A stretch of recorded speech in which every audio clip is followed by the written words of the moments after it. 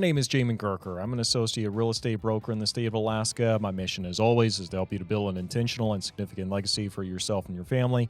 And today we're going to be talking about the expectations of Alaska versus the actual reality of living up here in Alaska, because there's a lot of misinformation kind of flying around out there about what it's like living in Alaska, and we're going to try to pull back some of those layers today to give you an actual good idea for what it's like living up here, because I'm not about the clickbait and just trying to get you up here at any and all costs. I want to make sure that you really do know that this is going to be a good fit for you or not before you actually get up here. Before we jump into that, though, do make sure you like this video, subscribe to all the good stuff, and also make sure you comment down below, because on every video we do actually pick one comment to highlight from the comment section to kind of answer and respond to. So if you're wanting to get featured on the channel, do make sure you drop some thoughts down in the comment section for me to work with. Now, without further ado, let's go and jump into today's video. All right, now the very first myth that I need to bust here, the very first unrealistic expectation is that this is just an off-grid utopia, and that is just what everybody does when they live up here. And there's some things about the off-grid niche on YouTube that really does kind of bug me after a while, especially up here in Alaska. But I'm just going to stay focused on the facts here, and that is that no, the vast majority of people in Alaska do not live off-grid. Okay, imagine just small towns like what you'd find probably somewhere in like the Midwest or something like that with incredible views, and that's going to be what most Alaska is like. Now, you can find those off-grid places. It does take some work and so on and so forth to get there, but no, that is not the norm of what it's like living up here in Alaska, so regardless what anyone tells you. Second expectation that's not really correct up here is that it's going to be winter 24/7 up here. Now, it is not a barren Iceland, but it is also going to be winter for longer up here in Alaska than you're going to find in most other towns in the lower 48, and or most other states, I should say. We are going to get about 5-6 months of time where it's not really winter, but we're going to have kind of a longer breakup season in the springtime when all the snow's melting. And then during the fall time frame, usually we're going to have like 2, 3, maybe 4 weeks where it's kind of autumn, but then that's really about it. So we get about, I'd say about 5-6 months a year where it's not winter all the time, but it's definitely, you can feel its presence most of the year though, in all fairness. Faulty expectation number 3 is that everybody in Alaska is into hunting or fishing. You know, this one's really, there might be a little bit of truth to this. I'm sure we do have a much higher than average number of people up here are into the outdoors lifestyle, because, you know, that's what the last frontier attracts. But it's definitely not the norm for everybody. Like me personally, I've gone fishing maybe once or twice for the entire year. I'd like to get into hunting one of these days. It's just not something I've really had a chance to get around to, and I am definitely not the only one. If you have someone that's really into hunting or fishing up here, they're also not going to be an oddball up here either, though. So I'd say it's very prevalent, but it's not like everybody up here does it. All right, expectation number 4 is that the wildlife will eat you up here. And this one, obviously, if that was the case, we wouldn't have as many people living up here because we'd all be getting eaten all the time. So it's just not as common as what you would think, and just not as prevalent and pressing of a danger up here in Alaska as you might think if you were watching documentaries or some other channels talk about the danger from wildlife. Now, said frequently on this channel that one of the bigger dangers between moose or bear, because those are going to be the primary ones you're worried about up here, moose are probably going to be the ones I'm more concerned about because they're a little bit moodier and they're a little less predictable than what a bear might be, and they're really going to be around year round. Bear, on the other hand, as long as you are being really loud, you're kind of declaring yourself, and you're not surprising them, you're going to be okay, you know, for the most part. Now, if you get a bear that's just had a bad day and it's going to take it out on you, or it's like really hungry or something like that, like at the end of the season, and it's just starved, then that's not a good situation I want to be walking into, at which point I'm really going to be happy that I've got some bear spray with me. I should probably get some kind of sponsorship, honestly, with with some of these bear spray companies for all the times I've mentioned it.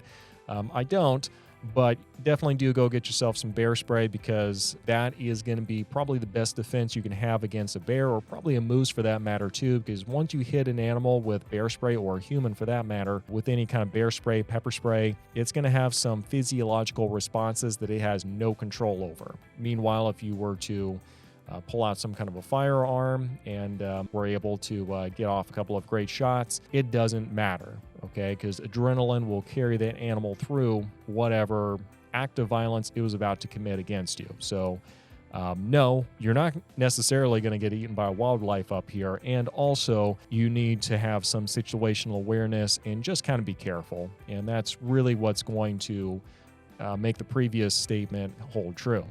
All right, I think I've talked enough about that. Let's go and take a break here real quick and kind of see one of your questions coming in the comment section. So today, I'm going to go and read this off to you. And it says, Anchorage used to be a fun place back in the 80s and 90s and early 2000s, but now it seems like it has lost its mojo. Downtown used to be vibrant and full of life, but since Nordstrom's, some restaurants and nightclubs closed their doors, it has really suffered. And even though Anchorage doesn't have a sales tax, it is still getting very expensive to live in. Thanks, Jamin, and keep up the great work with the videos. So, yeah, I think that's pretty fair diagnostics of kind of where the city of Anchorage is right now. And you can go ahead and spend as much time as you want. Go ahead and check it out and everything. It still has a ton to offer.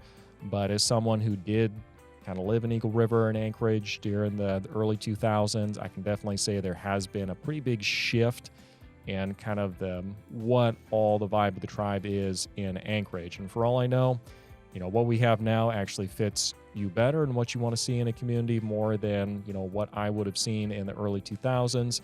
So don't take this as me steering you into or out of somewhere, but just be aware that Anchorage has changed from what it was before. So if you lived in Anchorage during the previous decades, that is just something for you to be cognizant of and do your due diligence before you look at moving into any town. Now, also, just to make sure everyone is aware, I do have an Instagram page where I have a lot of content where I kind of make reels and such from all the drone footage that you see on this channel. So if you'd like to go take a look at that, do make sure you go jump into the description section down below and get a link to that. Now, let's go and finish up today's video. All right, the fifth big expectation that you sometimes get when people are moving up here to Alaska is that Alaska as a whole is a big crime mecca, and if you come to Alaska, you're going to get messed up. For the most part, if you look at the crime maps, you will notice there are a couple of small places in Alaska that does the heavy lifting for the stats for the entire state. If you are good at avoiding these areas, your odds are much better statistically on not running into any issues and maybe not even seeing anything. So that's just kind of something to be aware of. And that's not to say that, oh, there's no crime here outside those areas. Of course, that's ludicrous. That's ridiculous. There's crime everywhere. But if you are intentional about avoiding certain areas where the crime is going to be higher, if that is important to you, then that's all going to be fine and good. And you're going to be pretty happy in the place that you selected. Now, how much is too much crime? I couldn't say. That's going to be your decision. Make sure you go check the crime maps and make sure you're comfortable with whatever the crime is in that specific area. All right, the sixth expectation about living in Alaska is that you are always going to be sliding all over the place when you're driving on the ice. And this one, not the case. Really, there's going to be a couple of weeks where it is just chaos when there's like the first snow on the ground. I honestly will really try to avoid going anywhere for the first couple days after the first snowfall of the winter season, because everybody, not just people who've recently moved up here, but everybody is figuring out how to drive on the roads again. Because even if you've lived up here for years, you just went about 5-6 months without driving on ice, and there's kind of a learning curve for everybody at that point, and it can get a little crazy. But after we're beyond that point, you're probably not going to be sliding around too much, just kind of depending on what it is that you're driving. If you do go get one of these really souped up cars, with all these really technologically advanced systems that allow you to really grip the road and not be sliding all over the place, just keep in mind, just because you have that does not mean everybody else around you has that same system. So just because you can stop on a dime does not mean the person directly behind you has the same capabilities. So just make sure you don't stop too suddenly and get rear-ended by someone who had no shot of ever actually stopping because they didn't have your system. Okay, I think I've beaten that point to death. Moving on. Last but not least, the expectation in Alaska is you are just not going to be able to find any work up here or any careers whatsoever. Maybe there's some truth in this one. And this is what I mean by that. If you are coming up here and you have like a very specialized kind of a position where you're at now, and the reason that position is there is because there's a really sophisticated industry that is only enabled by having a very big population base, then there's a good chance that position is just not up here and doesn't have any kind of equivalent to it, because kind of a smaller population, the number of opportunities we can provide just with a lower population base and infrastructure and blah, blah, blah, blah, blah, blah, all the economics behind it, you can see there's just not going to be as many opportunities available to you in that exact same vein. Conversely, though, if you are someone who has any of the trade skills, like you are probably not going to be wanting for any work if you are actually putting yourself out there and trying to find something. I mean, there's plenty of opportunities if that's what you got. And if you are someone who does have more specialized skills, you're going to have to go a little bit more broad, and you're going to have to be a little flexible once you get up here. You might be able to find something exactly that fits your skill set in your previous position. But if you're someone who's very specialized in something, it wouldn't surprise me if you struggle to find the exact fit up here. So this has been my video talking about the expectations versus the reality of living up here in Alaska. I sure hope it's been useful. As always, give this video a like, subscribe, and if you'd like to be featured in any of the feature videos with the comment section, do make sure you drop a comment down below and be happy to take a look at that. Thanks for watching. See you next time.